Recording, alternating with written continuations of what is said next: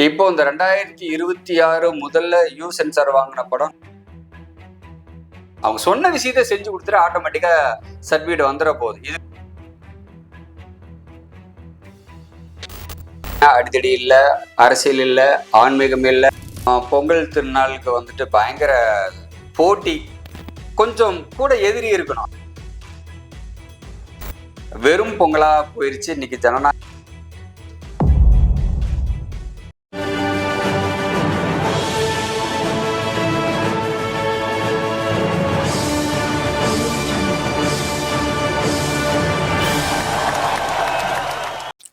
Red carpet studio private limited company சார்பாக, ராட்ட திரைப்பட குழுவின் சார்பாக உங்களை எல்லாம் மீட் பண்ணுறதுல ரொம்ப சந்தோஷம். நான் சக்திவேல் நாகப்பன், இந்த ராட்ட திரைப்படத்தோட இயக்குனர் மற்றும் நடிகர். நான் மணிகிருஷ்ணன், இந்த ராட்ட படத்தோட இசையமைப்பாளர். நாமக்கல் மாவட்டம் குமராபாளையத்தில் இருக்கேன். இது நான் ஒரு எம்கே ஸ்டுடியோஸ்ன்னு ஒரு மியூசிக் ஸ்டுடியோ வச்சுருக்கேன். கடந்த 10 வருஷமாக இந்த ஸ்டுடியோ அங்கே ரன் பண்ணிட்டு இருக்கேன். நிறைய படங்களுக்கு ஷார்ட் ஃபிலிம்க்கு மியூசிக் பண்ணியிருக்கேன். 3 படங்களுக்கு நான் ஃபியூச்சர் ஃபிலிம்க்கும் மியூசிக் பண்ணியிருக்கேன். 2006 இந்த சினிமா துறையில் இருக்கேன். குறைஞ்சது ஒரு 20 வருஷம் பயணிச்சிருக்கேன். உதவி இயக்குனராக நான் பயணத்தை ஆரம்பித்து 2013 ஆவி பெண் அப்படிங்கிற ஒரு படம் பண்ணியிருக்கேன். ஹீரோவாக பண்ணியிருக்கேன். அது 2017 நான் ரிலீஸ் பண்ணேன். அதுக்கப்புறம் டைரக்டர் சலங்கேதுரை சாரோட இணைஞ்சு ஈபிகோ 302 ஒரு படம் பண்ணேன். அது 2021 ரிலீஸ் பண்ணியிருக்கேன். அரண்டமணிக்கு ரெண்டுதெல்லாம் பேய் அப்படிங்கிற படத்தில் MS செல்வாவோட ஒர்க் பண்ணியிருக்கேன். ஆன்மா படத்தில் நம்மளுடைய ஜவஹர்லால் அவருடைய படத்தில் நான் ஒர்க் பண்ணியிருக்கேன். ப்ளஸ் அகெனிஸ்ட் செகண்டரி லீட் ரோல் பண்ணியிருக்கேன். ஸோ முதலாக ஒரு ஹீரோவாக பண்ணணும் அப்படின்ற ஒரு ஆசை என் மனசுக்குள்ளே வந்தது. அதை வேறு யாருக்கிட்டையும் போனால் நம்மளால் ஃபுல்ஃபில் பண்ண முடியாது அப்படின்றனால என்னுடைய டைரக்ஷனில் நான் ஒரு படம் ஃபுல்ஃபில்லாக ஹீரோவாக பண்ணியிருக்கேன். நீங்கள் எல்லாரும் பார்த்து இதை ஒரு நல்ல ஒரு வாழ்வியல் படமாக எடுத்திருக்கேன். இந்த ராட்டை அப்படின்றது ஒரு விசைத்தறி வாழ்வியலை மையப்படுத்தி எடுத்த கதை. இதனுடைய ராட்டை அப்படிங்கிற மீனில் நமக்கு ஒரு பெண்கள் மையப்படுத்தியான ஒரு கதை.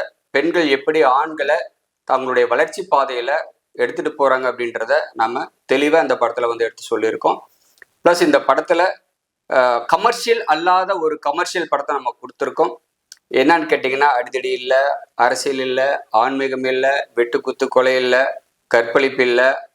ஸோ அதனால் இது இன்றைய இளைஞர்களுக்கு, ஏன்னா இன்றைய இளைஞர்கள் வெகுவே ரொம்ப போதைக்கு அடிமையாகி அடித்தடி வெட்டு குத்து ரத்தம் இந்த மாதிரி வரக்கூடிய படங்களும் அதே மாதிரியே இருக்குது. ஸோ அதனால் இந்த நெகட்டிவ் தாட் எதுவுமே இல்லாத ஒரு படம் எடுக்கணும்னு ஆசைப்பட்டேன்.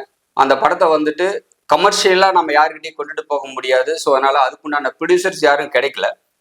ஸோ அதனால் அந்த படத்தை நானே ப்ரொடியூஸ் பண்ணி, நானே டைரக்ஷன் பண்ணி, நானே ஹீரோவாக இந்த படத்தை பொங்கல் கொண்டு வந்திருக்கேன். இந்த மக்கள் இந்த படத்தை பார்த்தாங்கன்னா ஒரு நல்ல வாழ்வியல், ஒரு நல்ல கருத்தை சொல்லியிருக்கேன். இந்த படத்தில் ஹீரோவாக நான் பண்ணியிருக்கேன். எனக்கு ஜோடியாக ஹெலன் பண்ணியிருக்காங்க. சித்தா தர்சன், சித்தா படத்தில் மிகச்சிறந்த வில்லன் அப்படின்னு சொல்லி அவார்டு வாங்கியிருக்கக்கூடிய சித்தா தர்சன் பண்ணியிருக்காப்புல. கதைக்கு ஒரு டைட்டில் வைக்கணும் அப்படின்னு நான் யோசிக்கும் போது என்னுடைய இந்த ஸ்கிரிப்டை நான் டிஸ்கஷன் பண்ணது முதல்ல என்னுடைய மனைவி கிட்ட தான். ஏன்னா இந்த படம் ஃபுல்லாக சொல்லக்கூடிய கருத்து மனைவியை நேசிக்கணும் அப்படின்றதான் ஒரு கருத்து. இந்த படத்துக்கு உண்டான டைட்டிலும் அவங்க தான் வச்சு கொடுத்தாங்க. தென் இதுக்கப்புறம் நம்மளுடைய படம் முழுக்க சென்சார் பண்ணினது சென்சார் காசின்னு சொல்லிட்டு அவர் சென்சார் பண்ணி ஸ்கிரிப்ட் எல்லாம் பண்ணி கொடுத்தாரு. சென்சார் நம்ம யூ சென்சார் வாங்கியிருக்கோம். இப்போ இந்த 2026 முதல்ல யூ சென்சார் வாங்கின படம் நம்மளுடைய ராட்ட திரைப்படம் தான். இந்த சென்சார் வாங்கும்போது கூட நமக்கு 2-3 மியூட் மட்டும்தான் கொடுத்தாங்க, கட் எதுவுமே கொடுக்கல. அந்த மியூட்டு அந்த இடத்துல நம்ம சொல்லணும்னா இப்போ நிறைய பிரச்சனைகள் போயிட்டு இருக்கு.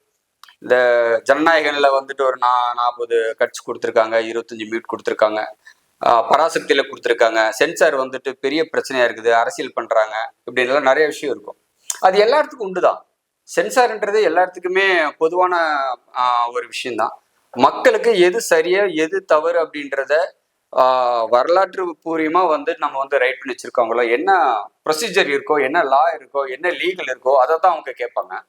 கேட்கறத நம்ம கவர்மெண்ட் என்ன லா படி என்ன கேட்குதோ அதை கொடுத்துட்டோம்னா ஆட்டோமேட்டிக்கா நம்ம கைக்கு வரப்போகுது, அவ்வளவுதான். அதை நீங்க மறுத்தீங்கன்னா இடர்பாடுகள் இருந்துகிட்டே தான் இருக்கும், காலம் தாழ்த்தி போயிட்டே தான் இருக்கும் அப்படின்றத நான் இந்த இடத்துல சொல்லிக்கிறேன்.